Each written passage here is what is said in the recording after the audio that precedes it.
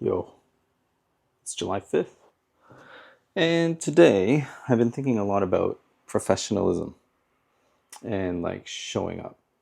Because I recently started posting on LinkedIn, and one of the things that I think about when I post, or I'm thinking about posting there, is because it's like a quote unquote professional network. It's for business, it's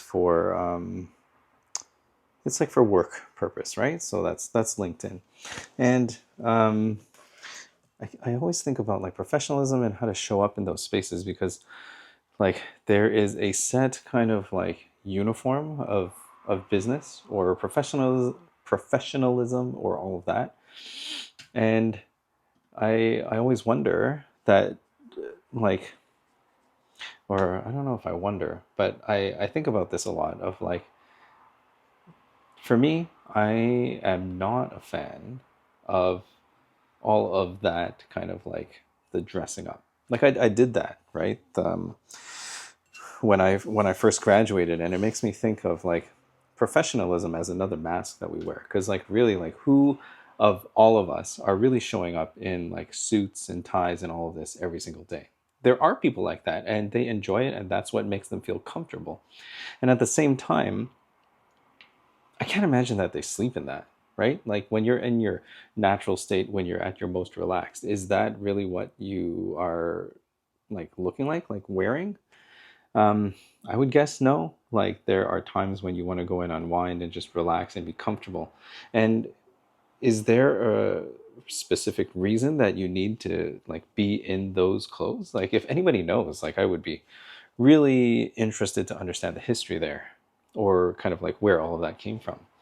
But as far as I can understand, it seems like a system of control. It's basically just to separate people into categories and groups that um, it's almost like a shorthand or like a club to say that, you need to have a dress shirt, have a tie, have a suit, have a jacket, so that you can be respected in this particular space.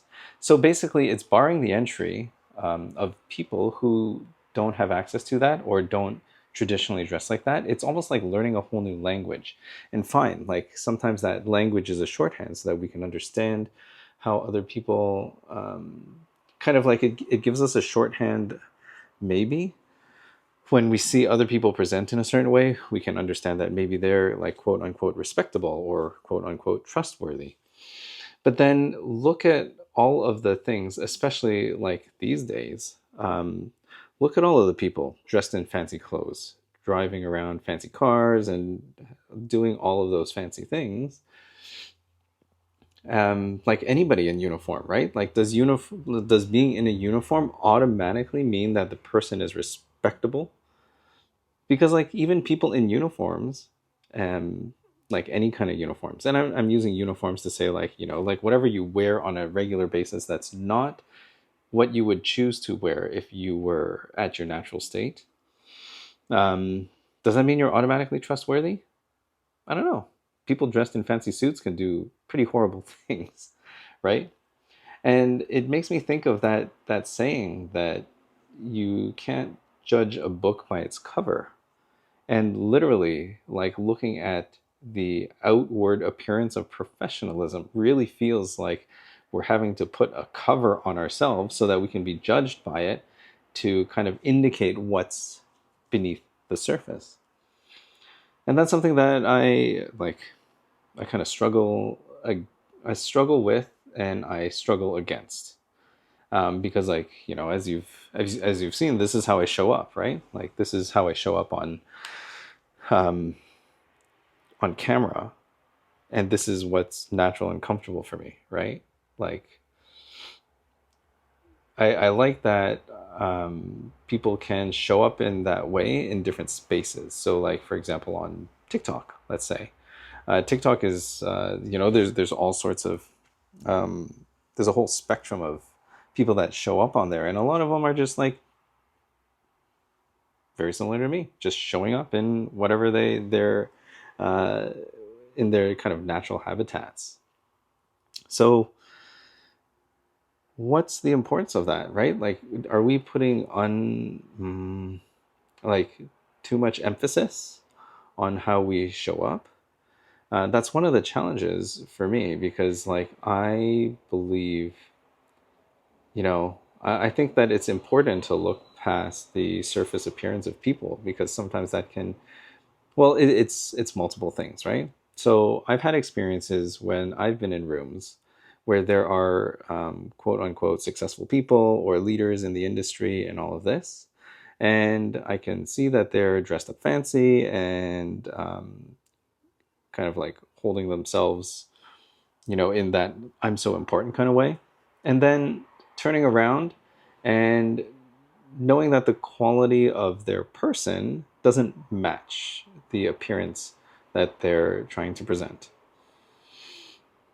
Which is to say, like, they're not very kind or compassionate, and depending on where they're coming from, they like. I'm thinking about one instance in particular.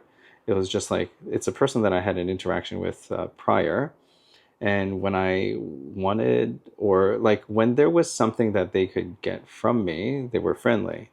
And then in a space where there were other people, maybe like above my level at the time, um, they were kind of like only had eyes for them, which is fine. Like I don't mind. It just really shows me the quality of that person in that moment.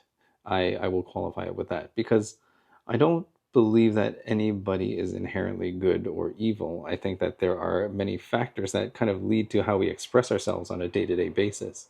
And it's not sorrow or pity, but it's understanding that, man, like you seem like you're looking for something, you're searching for something, you're like really looking for like approval outside of yourself.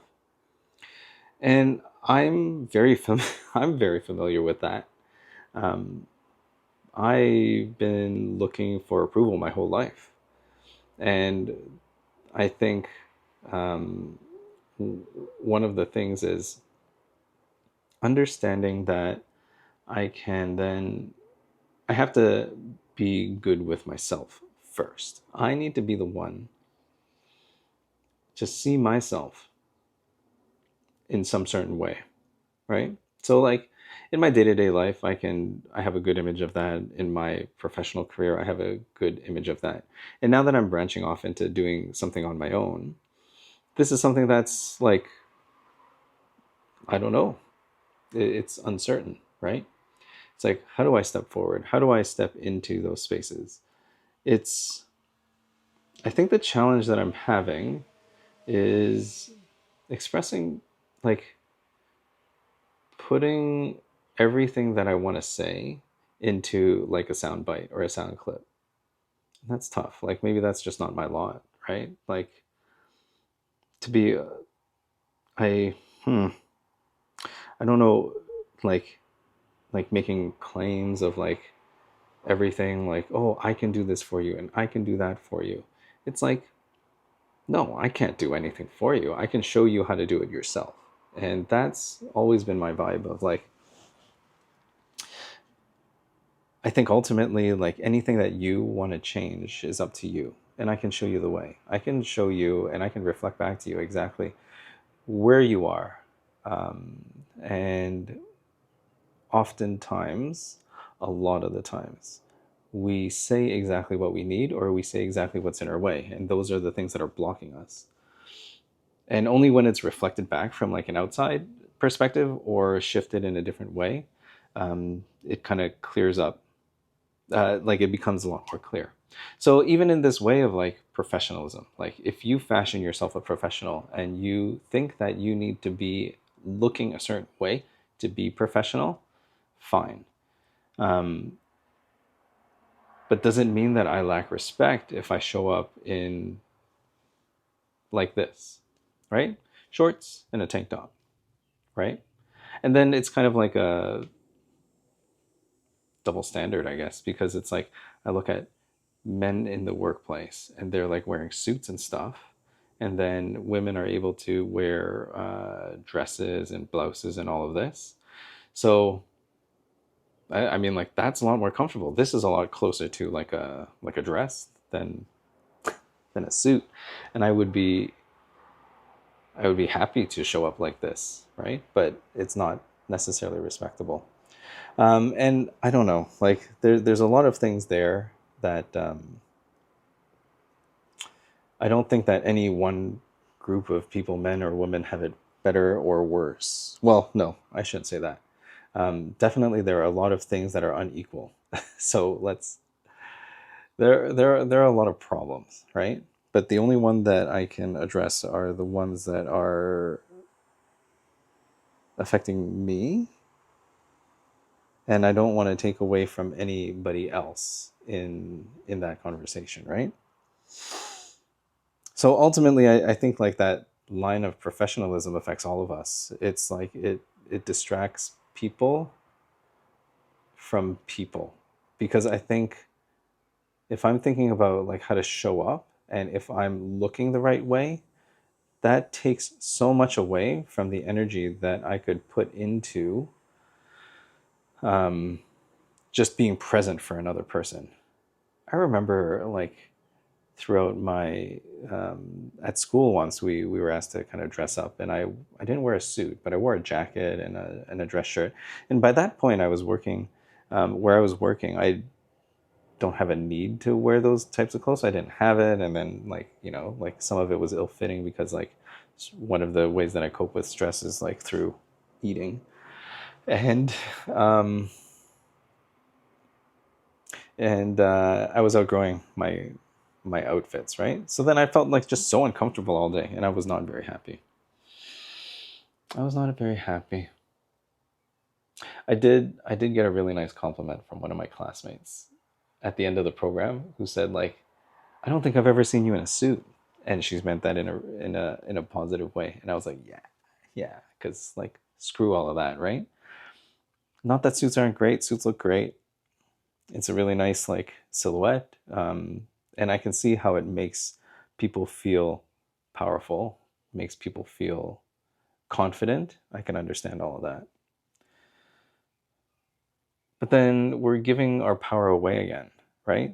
And that's the core of what I think is really interesting in the work that I'm doing and the work that I'm putting together, which is like understanding how you can show up as yourself in every space. And maybe the problem is that not all spaces are created to accept everyone, right? There's definitely a lot of separation in spaces. We probably moved away from that for some time, and now I don't know if we're like, it seems like we're kind of moving back in towards that. Um, but that might just be what do you call it? Like an extinction burst, right? Like this kind of final hurrah. That's my hope, because it's kind of like the loudest voices are the ones that just have been around the longest. But eventually, those voices will go away as well. And I think that there's hope. There's hope with every subsequent generation. We're moving more and more towards this openness and this acceptance of things just as they are. And I think that's going to become really, really important in the next number of years. So with this work, I hope with Heizen, I hope to be part of uh, be part of a movement towards people, individuals, especially leaders who can affect and help others, as well as creatives who are um, creating um, creating a new world for all of us. Helping people in those spaces understand really where they are, to be able to understand their purpose, their own purpose, and to live that in any space that they enter into. To be able to hold the presence of your presence and to stand firm in that, unwavering. When you can start to do that, then everything changes. Everything will change. Because then there's the anxiety goes away, the worries go away, um, and it becomes a lot more easy to be present. Be present. So I think all of this is just like complicated thoughts right now because I'm like, how do I balance off? How do I communicate what I'm here to do with people? I mean, like the easiest way for me has always been just connecting one on one with people and saying, "Hey, like, how's it going? You want to like, are you interested in seeing yourself laid out on a sheet of paper and having insights that you've never expressed verbally ever, just written down, and wondering how something like this could be so accurate?" I mean, like it might not be news to some people because like there are kind of cultures and there are cultures and kind of like not religions, but like cultural backgrounds that ascribe to this. Like I have some friends um, from India and Pakistan, and they look up birth charts and stuff like that, and then um, that's like a part of their culture. In Chinese culture, there is a little bit of that, but I don't know that there is a birth chart. I know that when we got married, um, we consulted, or Adrian's parents consulted I don't even know what they were, but somebody that looked up some kind of looked up birth charts and things and tried to find an auspicious day. And that day was good, and it was so hot. It was right around this time actually, and it was really hot. We were sweating. I remember always sweating. So that's just kind of been on my mind. I'm like, I don't know if I'm spinning my wheels. I'm like rethinking the messaging, especially now, like entering into a different space. So part of it is like continuing to do what I've already been doing, sticking with this plan, getting just like a daily kind of log going. And then at the same time, I feel like I'm in a place where I need to like start making content to like share out like all of these different things. But maybe I don't know, maybe I don't know. I'm sure it'll come together. What feels right in this moment is to continue to do this. And I'm doing my best to detach from outcome, right? To just keep walking one step after another. Like it's, I don't know, this is like not even 30 days into these things, and like I just started to push some messaging out there, and like it's kind of ridiculous to like, it's like if I were to have to go somewhere, I take two steps and I'm like, why am I not there yet? So reminding myself of that, detaching from like an expectation of outcome in like the current moment, and then just remember that time will continue to pass and the messaging will go out, and I'm sure that I will end up somewhere really interesting in a couple months. So we're going to keep forging forward, keep going. Maybe, I don't know, like if I need to be more organized with these things or not, because I think there's, I think I'm happy with just letting this be. Yeah. Okay, that's it.